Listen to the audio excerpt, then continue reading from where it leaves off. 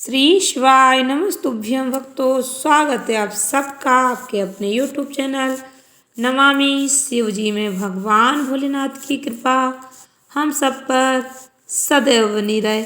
आप सभी भाई बहनों को भाई दूज पर्व की हार्दिक शुभकामनाएं। भाई दूज पर्व किस दिन मनाया जा रहा है? भाई दूज पर तिलक करने का शुभ मुहूर्त कितने बजे रहेगा? यह पर्व किस दिन पड़ रहा है? बहुत ही महत्वपूर्ण जानकारी है, जिसे मैं अपने सभी दर्शकों तक पहुंचाने का प्रयास करूंगी, जिससे हमारी बहनें अपने भाई को शुभ मुहूर्त में तिलक लगाकर उनकी लंबी उम्र और सुख समृद्धि की कामना कर सकें। अपने भाई को शुभ मुहूर्त में तिलक करें। तिलक करते समय गलती ना करें, जिससे उनके भाई की लंबी उम्र और जीवन में सुख समृद्धि का आशीर्वाद मिल सके। वीडियो में जानेंगे भाई दूज के दिन कौन सी कथा पढ़ने से शुभ फलों की प्राप्ति होती है। वीडियो में आगे बढ़ने से पहले वीडियो को ध्यान से सुने, पूरा देखें। कमेंट बॉक्स में पूरे भक्ति भाव के साथ हर हर महादेव, श्री शिवाय नमस्तुभ्यं लिखकर भगवान भोलेनाथ का आशीर्वाद अवश्य प्राप्त करें। चैनल पर पहली बार विजिट हुए, चैनल पर पहली बार मेरी आवाज़ सुन रहे, तो चैनल को सब्सक्राइब करके बेल आइकन अवश्य दबाएं, जिससे हमारे सभी वीडियो की नोटिफिकेशन आप तक पहुंचती रहे और नई नई जानकारी आपको मिलती रहे। हिंदू पंचांग के अनुसार हर साल कार्तिक माह शुक्ल पक्ष की द्वितीय तिथि को भाई दूज का पर्व मनाया जाता है। भाई दूज का त्यौहार भाई बहन के लिए बेहद ही खास होता है। इस तिथि को यम द्वितीया के नाम से भी जाना जाता है। वीडियो में आगे इसकी कथा भी जानेंगे। रक्षाबंधन की तरह यह पर्व भी भाई बहन के बीच अटूट प्रेम और स्नेह का प्रतीक माना जाता है। इस साल भाई दूज का त्यौहार 15 नवंबर दिन बुधवार के दिन मनाया जा रहा है। इस दिन बहनें अपने भाई की लंबी आयु, अच्छे स्वास्थ्य और सुख सौभाग्य के लिए भाई को तिलक लगाती हैं, उनकी आरती करती हैं। वहीं भाई अपनी बहनों का आशीर्वाद लेते हैं और उन्हें कुछ न कुछ उपहार अवश्य देते हैं। भाई दूज के यमराज और यमुना माता की पूजा की जाती है। भाई दूज का शुभ मुहूर्त ध्यान से सुनें। पंचांग के अनुसार इस साल कार्तिक मास शुक्ल पक्ष की द्वितीय तिथि 14 नवंबर को दोपहर 2:36 से शुरू होगी और 15 नवंबर 2023 को दोपहर 1:47 पर समाप्त होगी। 47 मिनट पर 1:47 पर समाप्त होगी। इस साल 14 और 15 नवंबर दोनों ही दिन भाई दूज का पर्व मनाया जाएगा। भाई दूज का पर्व दिन की बेला में मनाया जाता है, इसलिए बहनें 14 नवंबर को दोपहर के बाद से भाइयों को तिलक लगा सकती हैं। उदय तिथि के अनुसार 15 नवंबर को 1:47 तक भाई दूज का पर्व मना सकते हैं।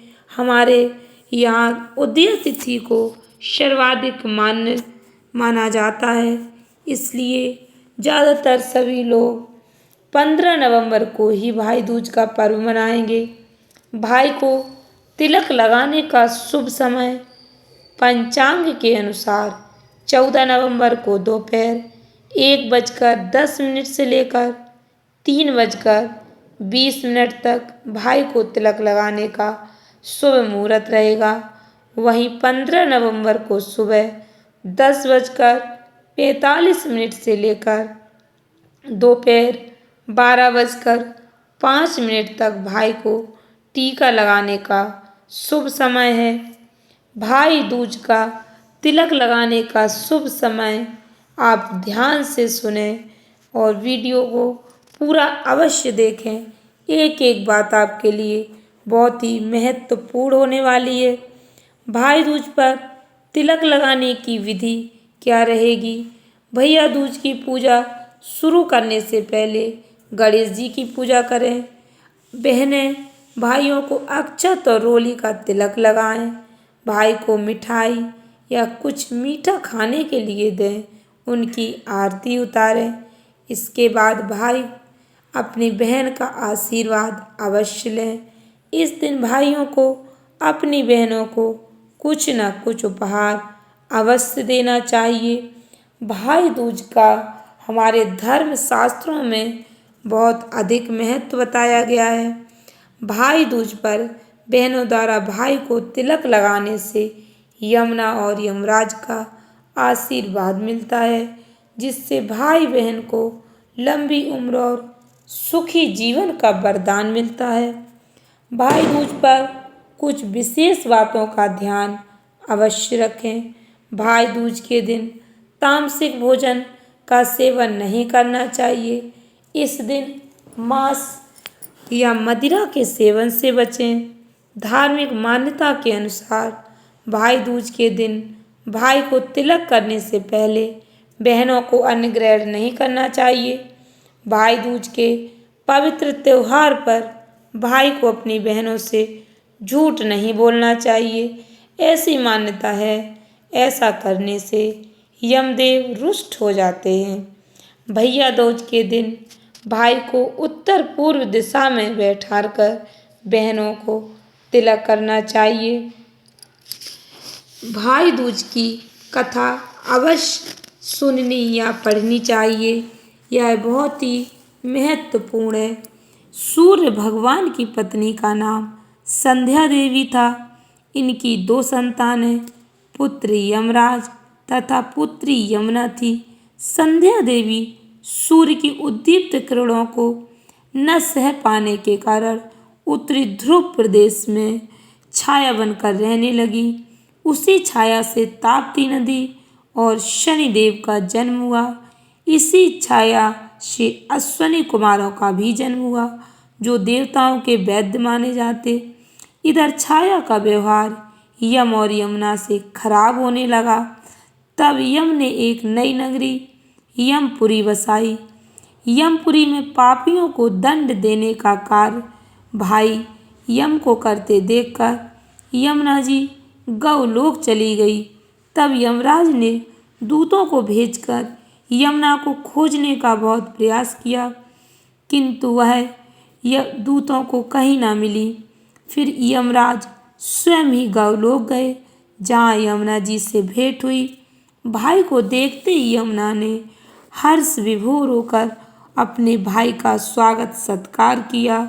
इसके साथ ही भोजन करवाया। इससे प्रसन्न होकर यम ने यमुना से वरदान मांगने को कहा। यमुना ने कहा, हे भैया, मैं आपसे यह वरदान मांगना चाहती हूँ कि मेरे जल में स्नान करने वाले नर नारी, यमुना नदी में स्नान करने वाले नर नारी यमपुरी ना जाएं। यमुना का प्रश्न बड़ा जटिल था। यमराज द्वारा ऐसा वर दे देने से यमपुरी का अस्तित्व ही समाप्त हो जाता।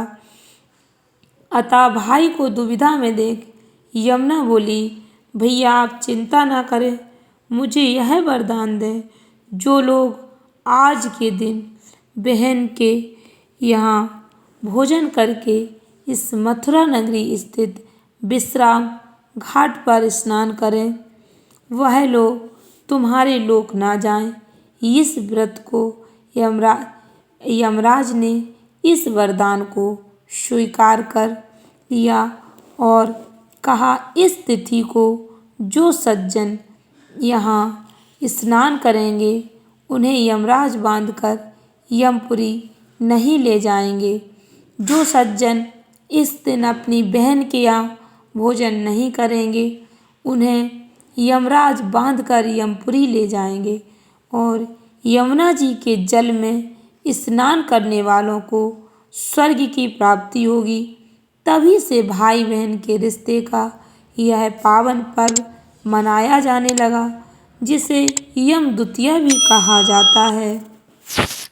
भक्तों, यम द्वितीया की ये कहानी बहुत ही महत्वपूर्ण है। यह कहानी सभी बहनों को अवश्य सुननी चाहिए।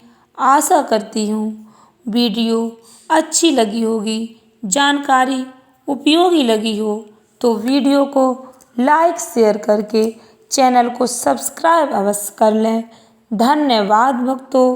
श्री शिवाय नमस्तुभ्यम।